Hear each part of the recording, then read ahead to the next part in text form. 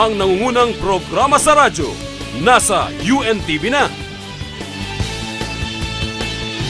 Kasama ang mga KBP Golden Dove Awardee for Best Radio Public Service Program Host.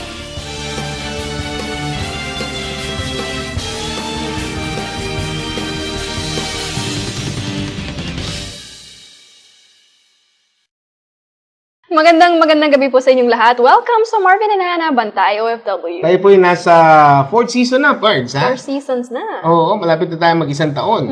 Ha? At kami nagpapasalamat sa Pumay Kapal at tuloy-tuloy yung ating palatuntunan. At salamat din syempre sa mga viewers natin na patuloy na sumusuporta sa ating TV program. Yung mapapansin nyo, medyo bago yung set natin. Brand new. Sabi kasi ni Kuya Daniel, ang mabata nyo pang dalawa. Pagkatapos ang set nyo pang matanda.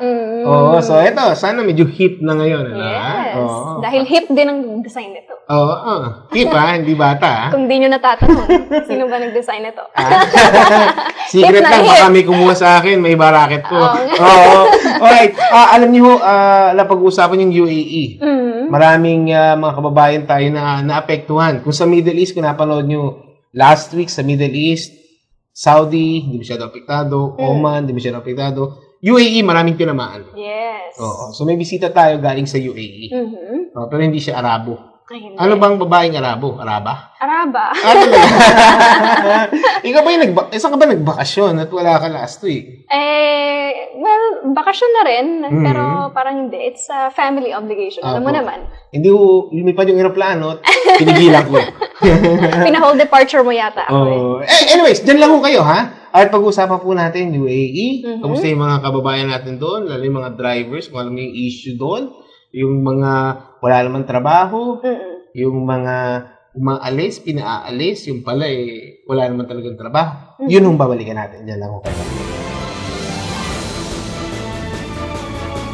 Marvin Javier, Hannah Señeres, Bantay OFW. Nagbabalik po ang Marvin and Hannah Bantay OFW. At pag-usapan natin yung lugar kung saan malapit ang puso mo. Siyempre. UAE. United Arab Emirates, which is where I grew up. Dahil nga na-assign doon ng aking father, si Ambassador Roy Señeres. Then, labor attaché pa noon that time. 1985. When we were first there. Oo, ka-diaper pa ako. No? 6 years old pa lang ako noon. And then, went back, not anymore as the labor attaché, but the ambassador, Philippine ambassador. That's right. Sa Abu Dhabi kayo noon, no? Oo. Si Ambassador Roy Señeres. Na pag nilagyan mo ng bigote si Hannah, kamukha na, di ba? Oo. But alam mo, apektado ang UAE dun sa crisis. At maraming OFW ang gusto natin kumpirmahin. Talaga bang maraming nawala ng trabaho doon?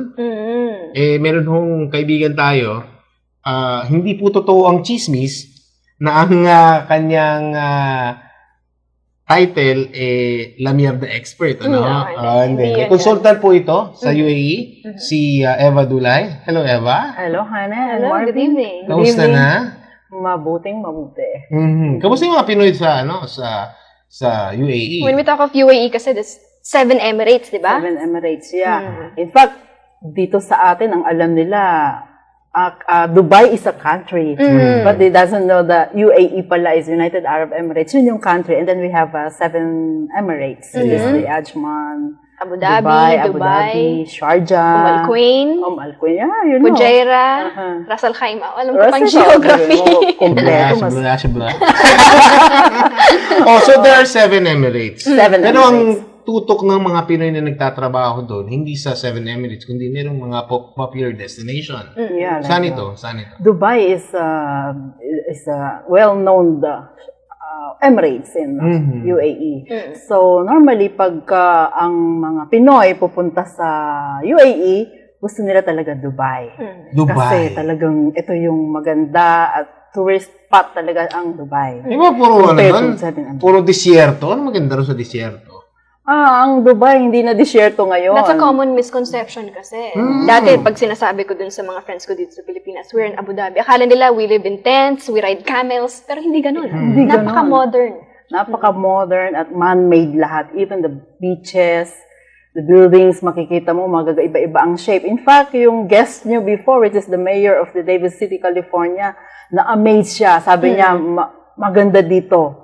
Mas maganda pa yata sa America. Sabi niya gano'n. So, I will go back here again and again. So, every sabi mo time lang, mag-taxi siya. Sabi ko, mas maganda dito. At kinumpare niya ang Abu Dhabi sa Dubai. Kasi in-invite din namin siya sa Abu Dhabi to meet the ambassador, which is the Ambassador Libran Kabaktulan. So, sinabi din niya na mas maganda ang Dubai. I like Dubai more than Abu Dhabi.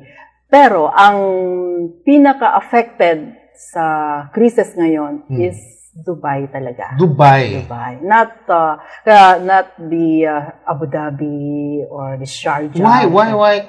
Alam ko ang sentro is Abu Dhabi. That's why we have the embassy there, di ba? It's the capital. It's the capital. But mas mayaman daw, mas maraming business sa Dubai, kaya gano'n? Mas nag-focus kasi ang Dubai sa sa construction, yung pagpapaganda ng kanilang lugar. So, sa sobrang dami ng construction, putting up buildings, beaches, so lahat ng mga Pinoy halos doon na nag-a-apply dahil marami talagang job. And it so happened na pati yung mga investors from the mga British like that, mas gusto nila sa Dubai. So, nag-invest sila doon.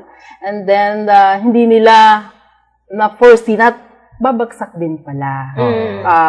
Naapektuhan sila dahil nga dito sa global recession. So, ang nangyari, talagang nag-cut sila ng mga empleyado. Which is, ang dami-daming Pinoy na naapektuhan. Ang dami-daming Pinoy na pinauwi. At marami rin akong kakilala na talagang umuwi sila, ang kanilang car iniwan sa airport. Totoo ba yun? Even the keys, iwanan nila doon. Marami din Pinoy na maraming utang sa bangko, tinakbuhan na lang nila. Hindi naman nila kasalanan dahil wala na silang trabaho. So, iniiwan na lang nila sa airport yung iniiwan nila yung sasakyan with the key. Kasi iniisip nila, baka habulin sila ng bangko. Dahil niloan nila yun Hindi naman nila yun kasalanan. Hindi naman gustong takbuhan. Hindi nila gustong takbuhan. Ganun ang nangyari.